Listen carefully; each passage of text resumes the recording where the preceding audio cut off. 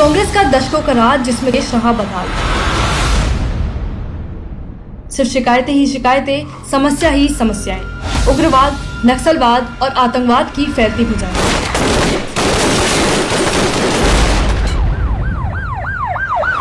नेहरू, इंदिरा, राजीव के राज में आखिर देश को क्या मिला? इन तीनों ने मिलकर 40 साल देश को ऐसा कुशासन दिया कि 1991 में देश का सोना गिरवी रखना पड़ा। हमारे साथ आजाद हुए देश हमसे दशकों आगे निकल गए। कोरिया, चीन, सिंगापुर आज हमसे मीलों आगे नजर आते हैं। भारतीय रेलवे छोटे छोटे विकास की, बदलाव की राह ताकती रही, अंग्रेजों के जमाने की तकनीक से आगे नहीं बढ़ी। सारा देश कुछ मुट्ठी भर शहरों में सिमट कर रह गया। शहरों में भीड़ बढ़ती गई, गांव खाली हो गया।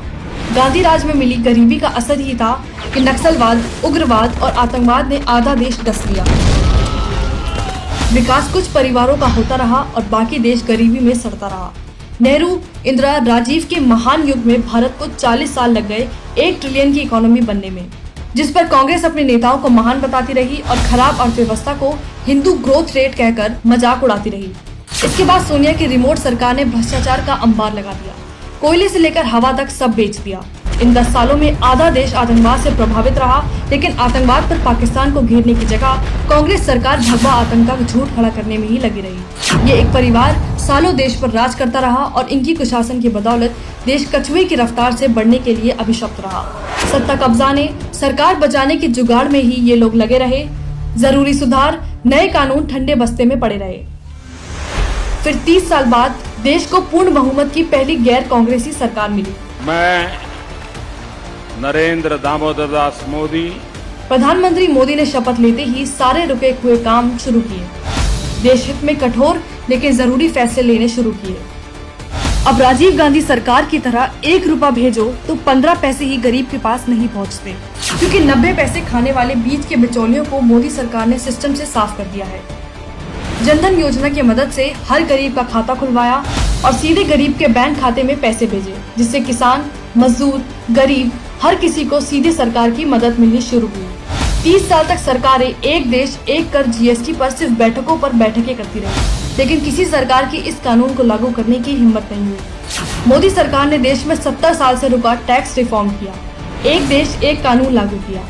इससे देश में फैला दर्जन किस्म का टैक्स का जाल खत्म हुआ और टैक्स की चोरी करने वालों को भी इस नए कर विधान का हिस्सा बनना पड़ा। भारत में गुड्स एंड सर्विसेज टैक्स लागू किया गया है। इससे भारत में 1 नेशन 1 टैक्स 1 मार्केट का 1 दशक पुराना जो सपना चल रहा था वो आज साकार हो चुका है। सरकार का राजस्व बढ़ा, जिससे देश की अर्थव्यवस्था बढ़ी। इसका असर ये रहा कि मोदी सरकार में भारत 11वीं नंबर की अर्थव्यवस्था से 5 नंबर की अर्थव्यवस्था बन गई। किसान की आय हो 2 गुनी। इस सपने को साकार करने के लिए मोदी सरकार ने नई किसान नीति लागू की, जिससे मंडियों पर किसानों की निर्भरता कम होगी। ई-मंडियां खुलेंगी, खेत में ही फसल बिकेगी, महाजनों की एकाधिकार खत्म होगा। मोदी जी ने बहुत अच्छा काम किया है। जो हमारी केंद्र सरकार इस विधेयक को लेकर आई है, अच्छा कार्य है। इसमें हमें ये छूट होगी कि अपना माल हम कहीं भी ले जाकर किसी को भी बेच सकते हैं। जब मैं अपना माल कहीं भी बेच सकता हूँ तो आड़ती का जो कमीशन होता है वो खत्म हो जाएगा। उन्हें तो नुकसान गए। तो इस चक्कर में क्या है कि यूनियन, जो भी यूनियन को उनका समर्थन कर रही है, वे भी राजनीतिक मुद्दे उनके अपने। लेकिन कल तक सिर्फ फलों को मंडियों से मुक्त कराने पर अपनी पीठ थपथपाने वाले राहुल गांधी इतना बड़ा बदलाव सहन नहीं कर पा रहे। मैं आपको गारंटी दे रहा हूं कि जिस दिन कांग्रेस पार्टी की सरकार आएगी उस दिन हम इन तीन काले कानूनों को रद्द करके, खत्म करके वेस्ट पेपर बास्केट में फेंक देंगे। सालों से चल रही शिक्षा नीति को भी मोदी सरकार ने बदला है। 70 साल हमारी शिक्षा नीति रट्टा मारो और परीक्षा दो पर टिकी हुई थी।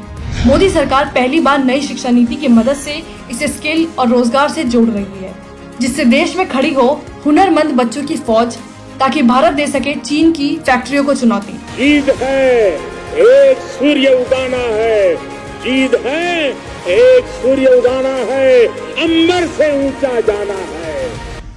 आतंकवाद को पहली बार मोदी सरकार ने पलटकर जवाब दिया। दशकों एक तरफा आतंकवाद भारत झेलता रहा, लेकिन पलटकर जवाब देने की हिम्मत किसी सरकार ने नहीं की। मोदी सरकार ने सर्जिकल स्ट्राइक और एयर स्ट्राइक करके बता दिया कि अब हम और नहीं सहेंगे। भारतीय सेना ने सर्जिकल स्ट्राइक्स कल उन लॉन्च पैड्स के ऊपर किए हैं। साथ ही उग्रवाद और नक्सलवाद की भी इन 6 सालों में कमर तोड़ दी। लेकिन सबूत मांगती कांग्रेस यहाँ भी सिर्फ विरोध करती नजर आई। जो हमारे जवान हैं, जिन्होंने अपना खून दिया है, जम्मू कश्मीर में जिन्होंने अपना खून दिया है, जिन्होंने हिंदुस्तान के लिए सर्जिकल स्ट्राइक किया है, उनके खून के पीछे आप छुपे हुए हो, उनकी आप दलाली कर रहे हो। देश के विकास की गाड़ी माने जाने वाले रेलवे खुद दशकों नई तकनीक के इंतजार में खड़ा रहा। दशकों पुराने डीजल इंजन जो न सिर्फ देश की जेब पर भारी थे बल्कि पर्यावरण को भी नुकसान पहुंचा रहे थे, कांग्रेस सरकारों में चलते रहे। लेकिन मोदी सरकार ने रेलवे की तस्वीर बदल दी। 5 साल में रेलवे 100% विद्युतीकरण नेटवर्क के लक्ष्य को पूरा कर लेगा, यानी डीजल इंजन इतिहास बन जाएगा। तेजस और वंदे भारत जैसी नई तेज ट्रेनें चलाई और मालगाड़ी चलाने के लिए अलग से डेडिकेटेड फ्रेट कॉरिडोर बनाया ताकि देश का तेजी से हो औद्योगिक विकास। इस देश को कांग्रेस सरकारों ने सिर्फ छला है, सालों सिर्फ सत्ता की मलाई खाई और लाइसेंस राज और भ्रष्टाचार किया। आज जब देश जरूरी बदलाव से गुजर रहा है, नई नई नीतियां आ रही हैं, आंतरिक और बाहरी सुरक्षा मजबूत हो रही है, तो कांग्रेस इसे भी सहन नहीं कर पा रही। खुद दशकों में कुछ किया नहीं और मोदी सरकार कर रही है तो ये सहन नहीं। लेकिन भारत अब अपना रास्ता खुद तय करेगा, एक परिवार की गुलामी में और बर्बाद नहीं होगा। अभी तो शुरुआत है, देश बदलना शुरू हो चुका है।